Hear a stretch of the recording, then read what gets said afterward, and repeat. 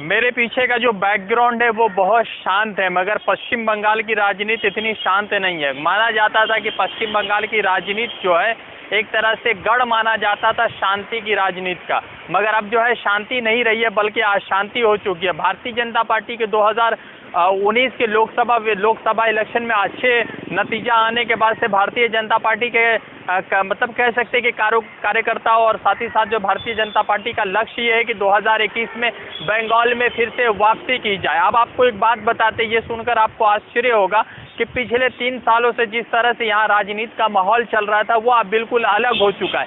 पश्चिम बंगाल जो है खून का गढ़ बन चुका है, यहाँ पे खून जो है पानी से ज़्यादा सस्ता हो चुका है। अब इस बात की पुष्टि इस बात से हो जाती है कि देवेंद्र नाथ रॉय जो है भारतीय जनता पार्टी के उत्तर दिनाजपुर के हेमताबाद से जो है एमएलए थे। कल रात में जो है उन्होंने सुसाइड कर लिया और सुसाइड करने के बाद उनकी लाश जो है लटकी हुई मिली किसी पेड़ से उनके गांव में।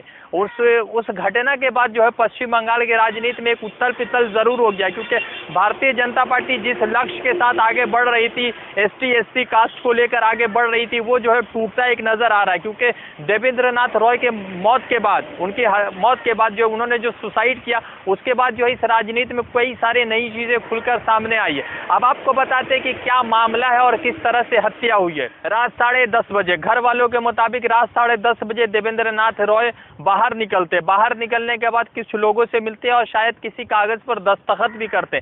जब वापस नहीं आते तो घर वालों को थोड़ी सी आशंका होती है कि घर का मामला क्या है, कहाँ चले गए देवेंद्र नाथ। मगर नहीं मिलते हैं तो रात को 1 बजे एक व्यक्ति बाइक से गुजरता है तो देखता है कि पेड़ पे जो है एक शव लटका हुआ नजर आता है। शव देखने के बाद जो है गांव वालों को खबर होती है और गांव वालों को ये लगता है कि शायद जो है आत्महत्या कर ली, मगर ये आत्महत्या है या मर्डर है, इस पर जो है बहुत सारी चीजें चल रही है।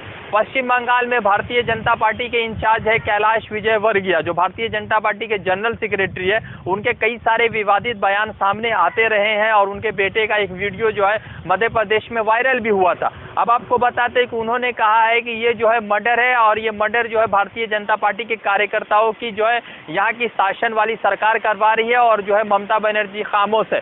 दूसरी तरफ JP नड्डा जो भारतीय जनता पार्टी के वर्किंग प्रेसिडेंट है, उनका ये मानना है कि इसके पीछे जो है ये मर्डर है, एक मोटिव है और ये मर्डर जो है ममता बनर्जी के सरकार में जो है हो रहा है और एडमिनिस्ट्रेशन के लोग जो है ऐसे मर्डरर को खुद सपोर्ट कर रहे हैं। अब तीसरी बात जो सामने आती है जगदीप धनखड़ भारतीय जनता पार्टी के लीडर ही थे और आज जो है बंगाल के गवर्नर है। उनके तरफ से भारतीय जनता पार्टी की तरफ से ही उनका बयान आता है, वो जो है गवर्नर के भूमिका में कम होते, भारतीय जनता पार्टी के भूमिका में ज्यादा होते। तो उनके तरफ से एक बयान आया है कि ये जो मोटिव हुआ है, ये मर्डर हुआ है, इसमें ममता बनर्जी खामोश है और एडमिनिस्ट्रेशन भी खामोश है।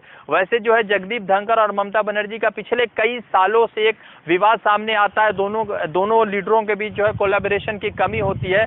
वैसे समझने वाली बात यह है कि देवेंद्र नाथ रॉय की जो हत्या है, आप मर्डर कह रहे हैं, जो भारतीय जनता पार्टी के लोग तो मर्डर ही कह रहे हैं, मगर जो सुसाइड हुआ है उस सुसाइड में 2019 में वो बीजेपी ज्वाइन हुए थे। उससे पहले वो CPIM के ही टिकट से जो है हेमताबाद से जीत कर आए थे और जीतने के बाद जो है वो उन्होंने बीजेपी ज्वाइन कर लिया था। अब सवाल ये पैदा होता है कि भारतीय जनता पार्टी हो या TMC हो या कांग्रेस में हो, जब पश्चिम बंगाल की राजनीति जो है शांत थी यहाँ के लोगों की तरह, तो यहाँ पे मर्डर मिस्ट्री क्यों चल रहा है? आखिर कौन जिम्मेदार है? क्या ममता बनर्जी के शासन वाली सरकार में कुछ लोग ऐसे हैं या बीजेपी खुद जो है जातिवाद के राजनीति को आगे बढ़ावा दे रही है ताकि जो है आगे बढ़कर जो है उनको जो है पॉलिटिकल मोटिव मिले और पॉलिटिकल बेनिफिट सामने आए?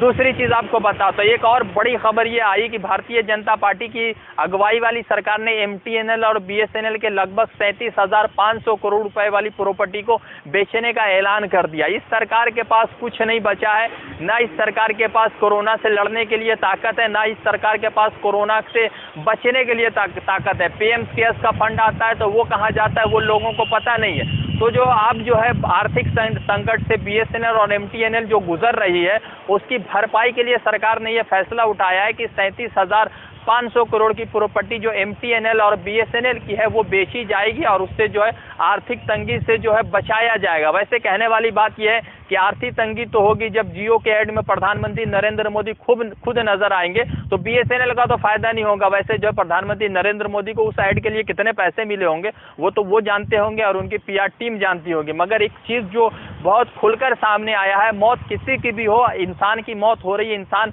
जो है अपनी जान गंवा रहा है पश्चिम बंगाल में, और ये राजनीतिक संकट है या जो है बदले की राजनीति है वो आम जनता जानते होंगे। वैसे राहुल सिन्हा जो भारतीय जनता पार्टी के बीजेपी के यहाँ बंगाल के एक बड़े लीडर है, उसने ये डिमांड किया है कि इस मौत की जो है सीबीआई इंक्वायरी होनी चाहिए। वैसे कितने लोगों की सीबीआई इंक्वायरी होती है वो तो नहीं पता। वैसे राहुल सिन्हा जी को पता नहीं है कि जो आम जनता मरते हैं तो उनकी सीबीआई इंक्वायरी जरूरी है या लीडर मरे उनकी सीबीआई इंक्वायरी जरूरी है, क्योंकि कानून के नजर में भी सारे लोग एक समान है और कॉन्स्टिट्यूशन के नजर में भी सारे लोग एक समान है। तो ये आगे का देखने वाली बात होगी कि इस मर्डर के पीछे आखिर कौन है, क्या इसकी जो सीबीआई इंक्वायरी होनी चाहिए या सीबीआई इंक्वायरी होने से ये पुष्टि हो जाएगा कि ये मर्डर किसके जरिए हुआ या किसने किया।